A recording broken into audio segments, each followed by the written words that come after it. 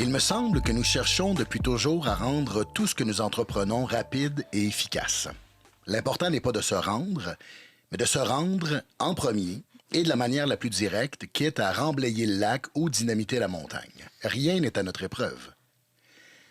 Il me semble que la chevauchée démente vers l'organisation impeccable et le profit indécent nous mène toujours vers des horizons de fatigue et des forêts d'inégalité. Mais c'est ce que nous désirons au fond parce que très peu se rebellent. Nous nous souvenons à peine de la mélodie des révolutions.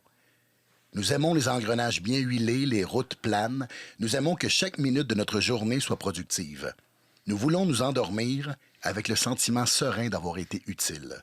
Nos épuisements futurs n'arrivent pas à la cheville de ces plénitudes de passage. Honte à celle qui remet son ouvrage à demain.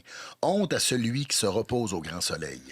Organise-toi, prends-toi en main, tu sais que tu peux consulter quelqu'un, sinon, demande à l'intelligence artificielle. Et si le temps était venu de revendiquer notre droit à la désorganisation? Et si le temps était venu de s'imposer quotidiennement un peu d'inutilité? Et si le temps des rêveries et des doux imprévus était venu? Et si le temps de se donner du temps était enfin arrivé? Le temps que la bonne idée, le rire ou que la beauté surgissent. Le temps d'habiter nos vies, nos paroles et chacun de nos silences. Le temps de prendre soin, d'étreindre. Le temps de faire le bien, pas l'utile. L'audacieux, pas l'efficace. Le temps d'embrasser ce qui nous apporte, pas ce qui nous rapporte. Le temps d'ériger nos légendes incomplètes mais inspirantes. Si l'important est de se rendre, nous devrions toujours nous demander quelle est la plus belle manière de se rendre. Quel détour nous donne le plus d'étonnement? Quelle est la façon la plus éloquente de se perdre?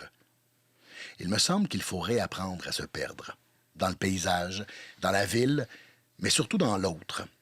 Se perdre dans l'autre pour amoindrir la peur, pour prendre conscience qu'un visage, au fond, n'est qu'une invitation à parcourir à petits pas d'amour des jungles intérieures et à déconceptualiser la frontière. Il me semble que le temps est venu de se désorganiser, de s'attarder, de s'attabler trop longtemps, de repenser la beauté du monde qui en a bien besoin, de s'enfarger dans les détails.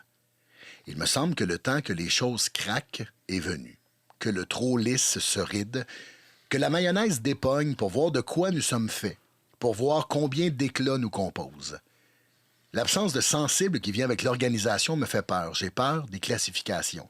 Par couleur, par taille, par religion, par genre, par orientation. Pour moi, le fracas du désordre sera toujours une meilleure trame sonore que la rengaine de la dérive identitaire.